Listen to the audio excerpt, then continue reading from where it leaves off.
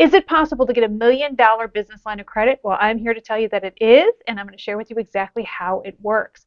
My name is Monica Mann. I'm a serial entrepreneur and successful real estate investor, and I'm here to share with you exactly how to get what we call a block or business line of credit upwards of $1 million or even more with a few simple secrets. So buckle up your seatbelts and get ready to go, because I have a lot of information to share with you on exactly how to get this $1 million line of credit. So let's go.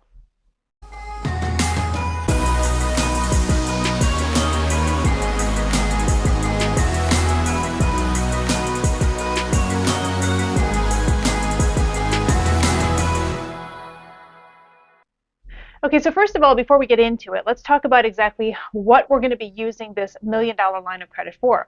Now, a lot of people, maybe you, and of course me included, because I'm an underdog just like you, when I first got started in the business world of building businesses and real estate investing activities, I found that I didn't know a lot. You know, when you go through the public school system as I had, or even the private school system, they don't share with you the things that you need to know to become wealthy. And so this is why there is literally a separate education system for those that are wealthy and those that are not.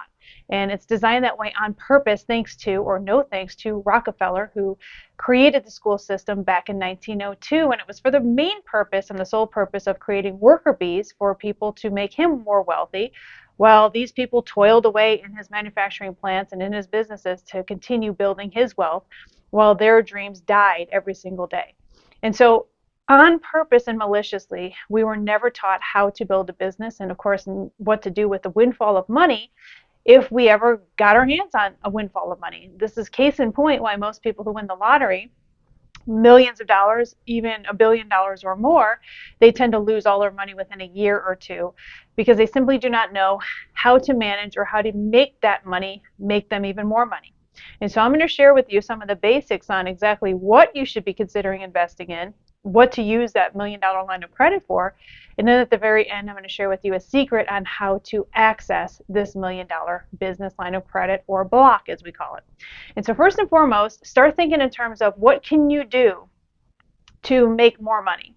Meaning that even in the little bit of knowledge that maybe you have, what makes sense to you to make more money? Well, obviously we've heard of all the different variant opportunities out there, from buying a business that's already successful, that already has a really solid, strong cash flow, to investing in cash flowing passive income real estate. There's a variety of different things that you might know about already that maybe you haven't been formally schooled on, but at least you have some knowledge of. My job here is to make you disciplined and understanding that you need to use that money for the purposes of building wealth and not racking up credit to buy a new luxury car or buy a new house for yourself, to waste the money on flat screen TVs and so forth. You need to utilize this money that you're going to be able to access for the purpose of building wealth. And if you don't, you will sorely regret it. And so I had a situation that happened to me years ago where I borrowed a whole bunch of money, business credit wise. I did not use it wisely, and it put me into debt for a long time thereafter. And so case in point, even though I will share with you the skill set that you need to be able to acquire this type of business line of credit, you need to use it wisely, because if you don't, then you will find yourself in a whole world of hurt. Now, the other thing that I want to address before I get into this is that there's many of my students who are very short-sighted, meaning that they're like, the very first thing that they'll ask is, hey, is there any way I could borrow this money and just never pay it back? Because if it's business credit, it'll just damage my business's credit rating and it won't affect me personally. Well, I hate to share this with you, Bub, but if that is how short-sighted you are, then you really don't deserve to know this information about how to utilize this unsecured OPM, other people's money, business lines of credit, to build wealth for yourself. If that's how short-sighted you are, it will always blow up in your face. Because I will also share with you that even though not doing a personal guarantee or PG loan, those are out there right now as it stands, 99.9% of the business lines of credit or loans or credit cards that you will be getting will require a PG, which is a personal guarantee. That means that it will go on your personal credit if you don't pay. It will screw up your entire credit rating, maybe a credit rating that you worked really hard to be able to increase. So you don't want to do that. Don't be foolish in how you're going to spend this money.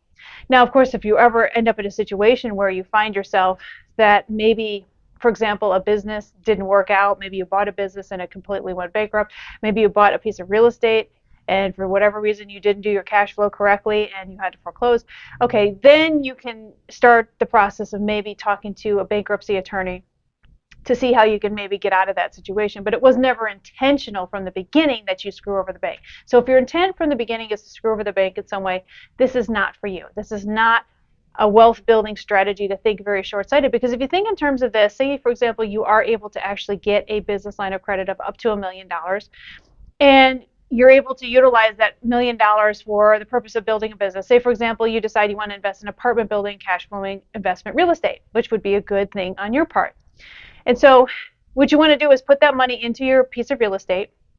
Maybe put half of it into the real estate, maybe half of it's going to be part of the down payment, maybe some renovations or so forth, and you're able to actually get that investment to cash flow, and then you start paying the money back on your business line of credit. Well, what's going to happen is the banks will turn around and go, hey, this person is a really good person to lend credit to. Let's lend them more credit. Let's give them a $2 million line of credit, a $3 million line of credit, a $10 million line of credit.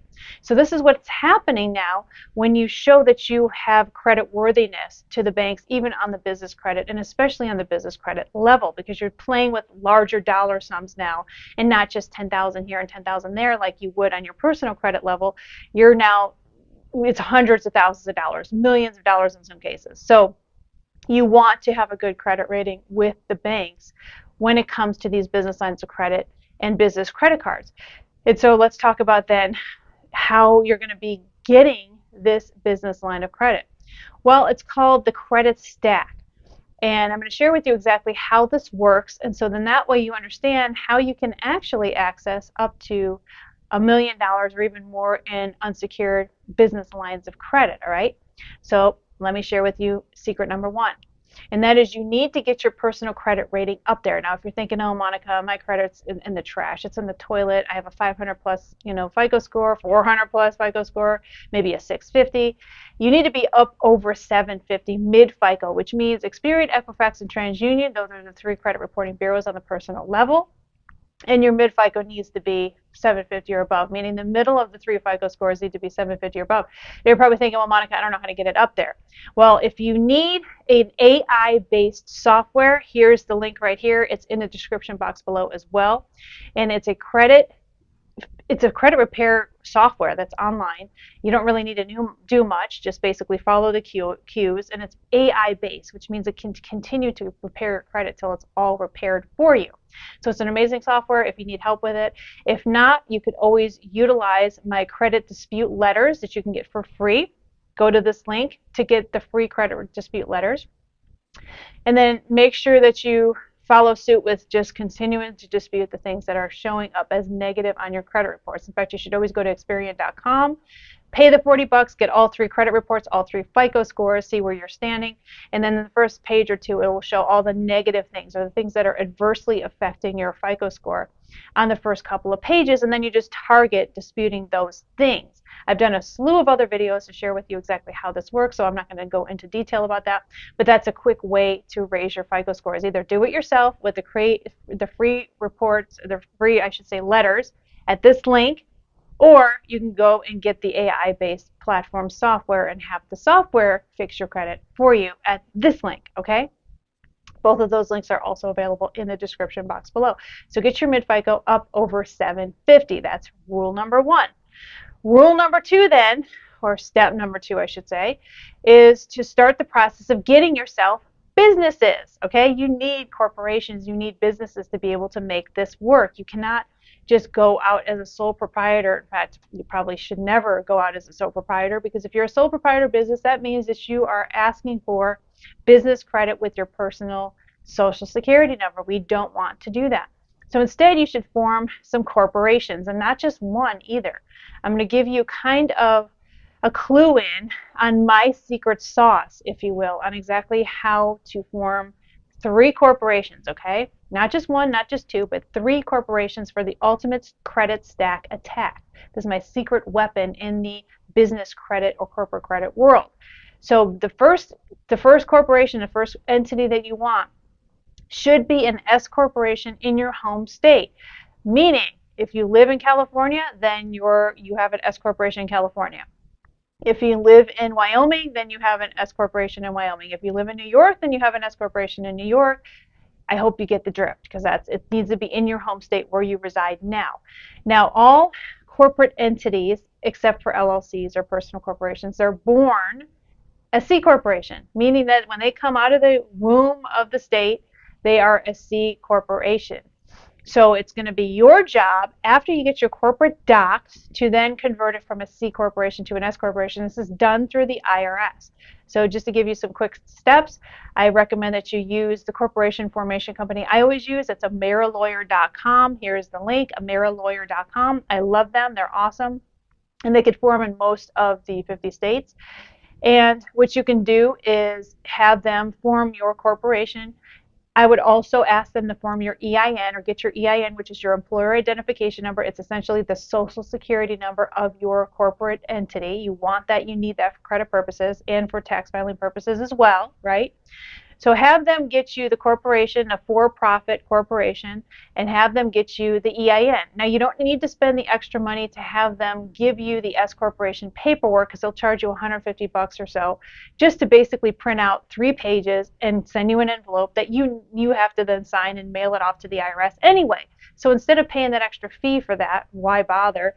Instead, after you get your corporate doc book, they will send you a book that has your corporate docs and your EIN in there. Once you get that book, usually get it by way of FedEx, you can immediately go to the irs.gov website, type in form 2553 in the irs.gov search bar, and then fill out the form yourself. Print it off, mail it off, or fax it in. Yeah, basically the IRS is really old-fashioned. You can't do anything online when it comes to the form 2553. And basically, this will take it from a C corporation to an S corporation. The reason you want to be an S corporation as a small mom and pop operation is because you don't want to deal with the double taxation standards that are on the C corporation level.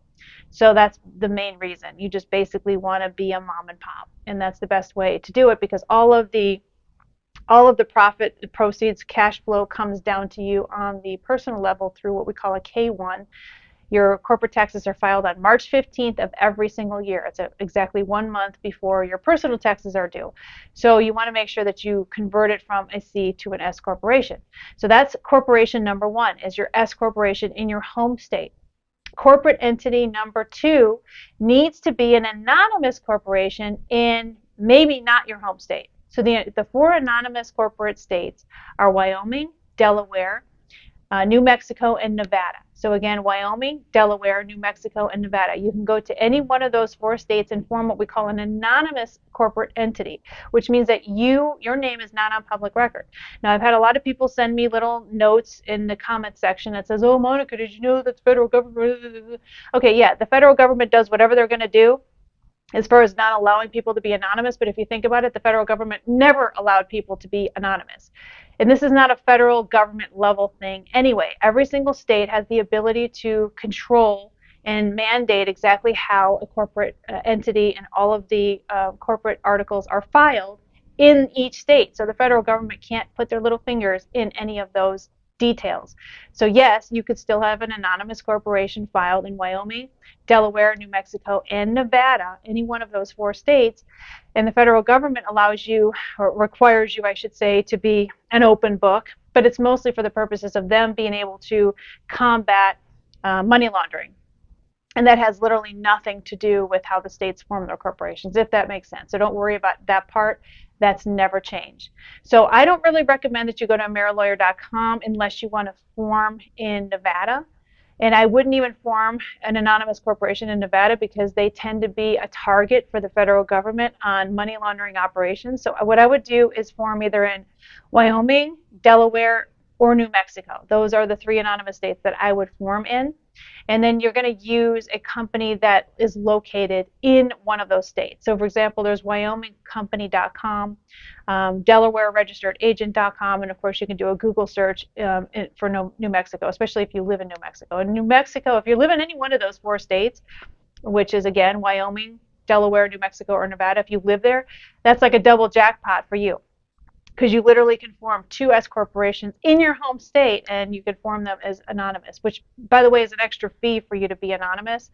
but I would definitely pay it if you live there, and if not, your second corporation, you're going to have to pay for the anonymous corporate entity. All right, so say for example, you live in California, but you want a Delaware anonymous corporation. So you're going to get your S corporation in California, and then your second S corporation is going to be in Delaware. Okay, so now you have two S corporations, both with EINs, which again is the social security number for your corporate entity. All right. Now next, you need a third corporate entity, but this time it's not going to be an S corporation. It's going to be an LLC. And the LLC should be in whatever state you plan on doing business. All right. Now it depends on the business. This is going to require some thought on your part. You don't want to just throw out any LLC anywhere. You're going to have to start thinking, okay, am I going to have like an online business? Am I going to have a brick and mortar business? What am I going to be investing in? Now is a really good time for you to start doing some research. And you only really have a couple of options. Option A is to buy a business that's already existing and cash flowing. Like you can go to a website like Flipa.com, for example, and start looking for businesses that are for sale that have a cash flow. In which case you could start an LLC in whatever state the business is located, or you could start the LLC in your home state, or you could start the LLC in one of those four anonymous states. So those are your options. Now, option B is real estate investing, in which case you might want to get the LLC in the state in which you're going to investing in. So for years, when I was a real estate investor that was, based in California, I would never invest in real estate in California because it was so overpriced. There was so many different regulations. The taxes were ridiculous. It was so hard to get building permitting. Just everything was just so hard in California. So I just never invested there. So case in point, I ended up going to other states that were cheaper in property prices, had much bigger cash flows, easier to get through the permitting process, especially when I consider myself a gut to the studs apartment building cash flow queen, where I would buy properties that needed a lot of work. And so I would buy initially in the Atlanta, Georgia area. So my LLCs were in Georgia. So I knew the area that I was going to be singling out and investing in. I also invested at that time in Florida as well. So I would get the LLCs that were in the states where I was investing in real estate. So again, you're going to have to figure out what the long haul, the long game is going to be as far as what you're going to be investing in to get that third corporate entity, which is going to be your LLC. So yet again, you'll go to amerilawyer.com. You will then get an LLC instead of a for-profit corporation. You will also order your your EIN number, but you don't have to worry about getting the C to S corporation. You don't have to do any of that for an LLC. It's just an LLC. That's all it's going to be. So what you're going to do is when you get your corporation, your LLC set up, you're going to use S corporation number 1 is partner number 1 in your new LLC, and you're going to use S corporation number 2 as partner number 2 in your LLC. I hope that makes sense. You yourself are not going to be on the LLC. So again, partner number 1 is going to be S corporation number 1, and partner number 2 is S corporation number 2, and those are your two partners on your LLC, because according to the IRS regulations, you cannot be a single member LLC, meaning you cannot just have one corporate entity or one person on the LLC to be compliant with the federal government. Yes, the states will allow you to form a single member LLC in most cases, but the federal government does not recognize the tax filings of an LLC. And if you are trying to file an LLC single member tax return, it may get rejected by the IRS. And if it doesn't, you're still not in complete compliance with the IRS, even if you've been skating through and filing a single member LLC's tax return. So please note that you're not in compliance at all with the IRS, which is not a good thing. All right, it might bite you in the butt one day. So you want to have those two entities on your LLC at all times. So the cool thing is, when you do have a cash flowing business, right, and you're making, say, $100,000 a month with your new business, both of the partners will split the proceeds. S corporation number 1 will get half, and S corporation number 2 will get half. So that's generally how you'll set it up. So that's why you want to have your two S corporations set up first before you get your third entity, which is the LLC. And then your two entities are then, your two S corporation entities are the two partners in your new formed LLC. So now you have 3 corporate entities, 3 EIN numbers, which is essentially 3 social security numbers for different businesses. And then of course you have yourself, your own personal social security number with your FICO score of 750 or above. So that's number 2. Your second step was to get your corporate entities. Now, step number 3 is going to be the process of starting to get your business credit. The easiest and fastest way to do this is to get yourself business credit cards or corporate credit cards and start stacking those. So your best bet is always going to be American Express. You can get, I think, up to 6 American Express cards. I maxed out. They told me when I tried to get my 7th card, they're like, sorry, you have to close one of your other American Express cards to get this new American Express. So make sure you plan your American Express cards appropriately. Like, for example, if you fly a lot, you're definitely going to want the business Delta American Express. If you want different other, I guess you could say, bonuses or awards, then you would definitely look at the different options for different American Express cards there. If you travel to Hilton, you're definitely going to want the Hilton American Express. If you shop on Amazon a lot, you're definitely going to want the Amazon American Express. So they have so many different options for American Express nowadays. It's like crazy. So these are all options, by the way, that I didn't have access to when I first got started in this because they just simply did not exist. And so start to plan your American Express cards appropriately. Now, you're going to want to start off with at least one set of American Expresses, but you're going to get one per business. All right. So when you apply, you're going to get one for S Corporation number 1, one for S Corporation number 2, and one for your LLC. All right. So you're going to get 3 different American Express cards with 3 different business names on them and 3 different EIN numbers that are going to be used, but they're going to pull your personal credit for all 3. And you want to do all of this ideally on the same day if you can, or within the same week. So then that way when it hits your personal credit, if it's all on one day, it'll look like it's all one big hit that was calculated 3 times, and you could always go back to the credit bureaus and dispute it and just say, hey, listen, this was clearly one time that they tried to pull my credit, but maybe there was a glitch in the system, and you can usually get the other inquiries removed or taken off, especially with Experian. And so that'll increase your FICO. Or the system might just see that it might be a glitch, and therefore it will only ding your credit once instead of the 3 times. And then you also want to get yourself a Chase Ink card. They're usually good for about $50,000 right off the bat. So if you do that times 3 again, S Corporation number 1, S Corporation number 2, LLC, you basically get 3 different Chase Ink cards. Again, each one is usually worth up to about $50,000 in unsecured credit. Many times there's a 0% APR promotional period of about 12 to 15 months. So that's about $150,000 there. Between that and your American Express card, you're probably looking at American Express about $60,000. So now you're at around $210,000 with those cards. Next thing, you're going to definitely want to get your Citibank. Citibank is a really good credit card company. They'll give you between $25,000 and $50,000 per each one. So S Corporation number 1, number 2, and LLC. You're looking at probably another $75,000 to $100,000 on the low end with those. So now we're up to what, $310,000 in unsecured credit with these 3 entities that you're going to be applying for credit. So that's essentially how it works. Now you're like, okay, Monica, that sounds great. I have a whole bunch of now corporate or business credit cards. When do I start getting the revolving lines of credit? Well, this is the tricky part, all right? So let's go back to the corporate entities themselves, all right? This is the secret sauce here. So what if one of your 3 corporate entities was not a brand new corporate entity? Meaning that whenever you're getting business lines of credit, they want to see 2 years of solid tax returns, all right? This means that you have an option of getting something called a shelf corporation. A shelf corporation is a corporation that you can buy that has been filing their taxes timely every single year, and you want to look for one that has business activity and not just 0, 0, 0. You don't want zeroed out returns. You can buy a shelf corporation that has been having some solid tax returns, solid corporate tax returns. You could buy one of those for usually a couple $1,000, but it's well worth it. And here's the reason why it's well worth it. Because of the fact that you now have 2 solid years of tax returns with activity that you can then use to be able to qualify for business lines of credit now. You need at least 2 years, all right?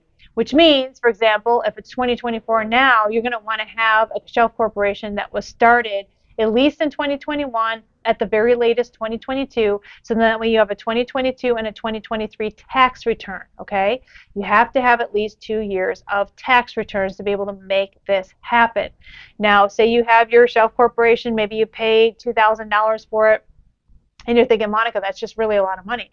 But is it a lot of money, though? Think about it. Because if you have a shelf corporation that costs you $2,000, even $5,000, that has 2 solid years of tax returns showing some kind of profitability, and you could turn that $2,000 to $5,000 into $1 million business line of credit, or say I'm way off base, and you're like, Monica, I'm probably not going to get $1 million. You might not, but you'll get somewhere between $50,000 and $250,000 in a business line of credit just for that one shelf corporation.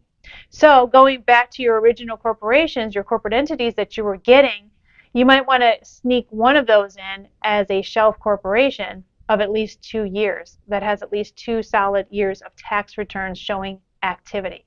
And that is how you apply for and get business lines of credit, because these banks don't like to give out business lines of credit for new companies. They will give you business credit cards all day long for a brand new company, as long as you have a solid mid-FICO of 750 or above, in the very least 720, but 750 or above. However, when it comes to business lines of credit, you have to show that you actually have a company that's it has activity, that's a functioning company, not just some brand new wet behind the ears company. They're not going to give you $250,000 in business lines of credit for a brand new company. Now say you have a company, a shelf corporation, you're like, Monica, I'm all in. I got, an inheritance from my old Aunt Millie, and I have like $10,000 I could spend on a shelf corporation. What kind of money can I get with that? Well, then now you're looking at a shelf corporation that you can buy that might be about 5 years old or older.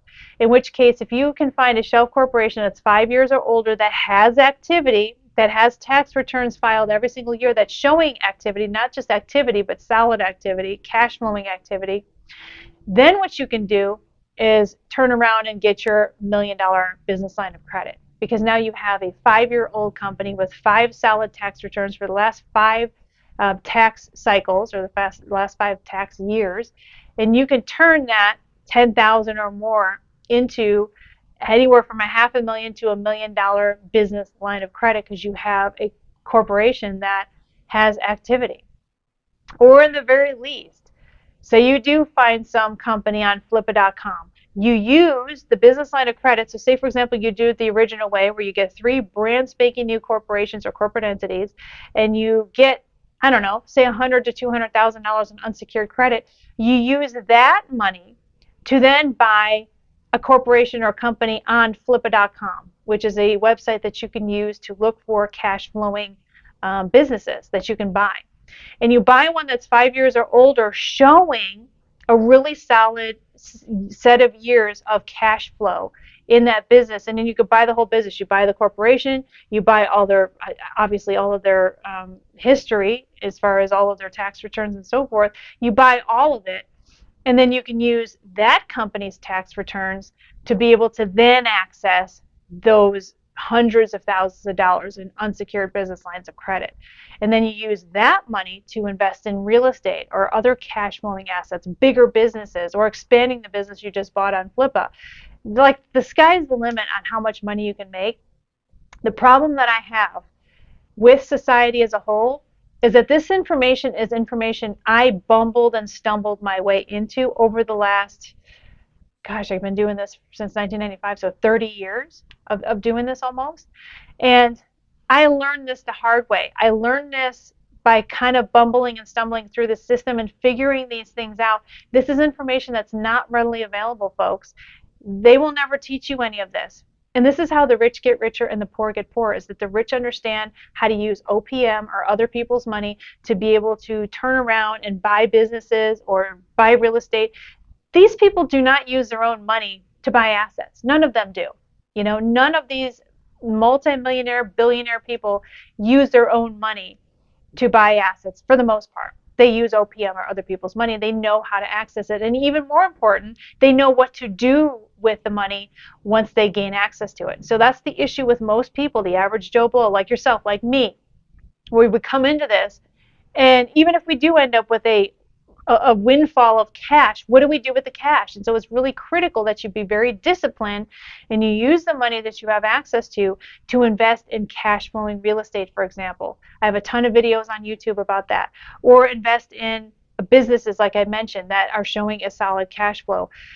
Or to start a business. I mean, that's probably the least preferred of all of the options, just in the mere fact that if you don't understand how business works or don't know how to operate or start a business, don't try to find one that's already in operation. And even better, they're willing to show you how the business continues to operate.